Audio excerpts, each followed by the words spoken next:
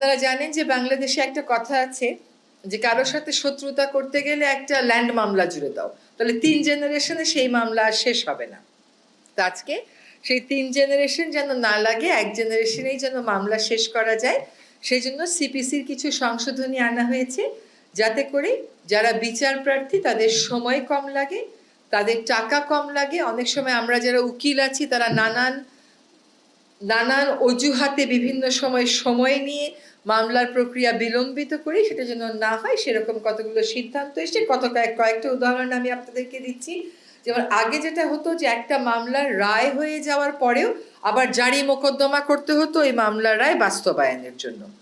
এখন বলা হচ্ছে যে যখন রায় দেওয়া হবে ওই রায়ের মধ্যেই এক্সিকিউশনের বিষয়টা ইনক্লুড করে দেয়া হবে।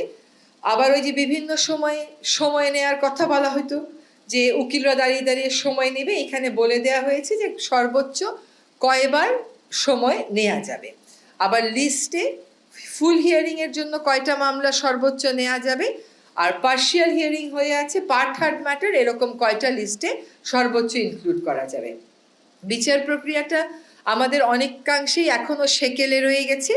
বিচার কার্যক্রমকে আধুনিকায়ন করতে এটা বলা হচ্ছে যে আমরা সমন জারিটা এখন থেকে টেলিফোনের মাধ্যমে, SMS এর মাধ্যমেও বা অন্য মডার্ন যে ডিভাইসগুলো আছে, মডার্ন যে মেথডগুলো আছে তার মাধ্যমে করতে পারবো।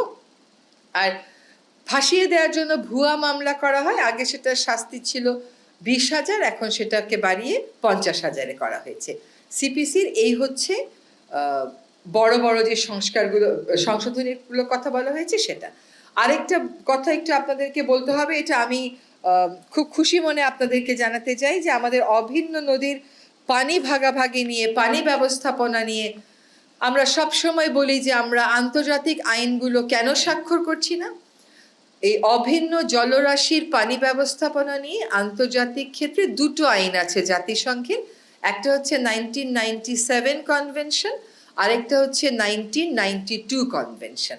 1997 কনভেনশনটা 1914 সালে কার্যকর হয়, অর্থাৎ উজানের দেশগুলোর অনীহার কারণে মাত্র 36টা দেশের স্বাক্ষর লাগতো, সেই স্বাক্ষর পেতেই লেগে যায় 17 বছরেরও বেশি।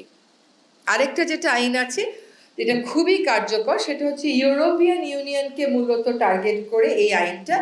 যদিও এটা ইউরোপিয়ান ইউনিয়নকে টার্গেট করে এই আইনটা 1992 সালে, এটা কিন্তু 2016 সালে সকল দেশের জন্যই উন্মুক্ত করে দেয়া হয়েছে, এবং এ পর্যন্ত প্রায় 11টি দেশ ইউরোপিয়ান ইউনিয়নের বাইরে এটাকে স্বাক্ষর করেছে।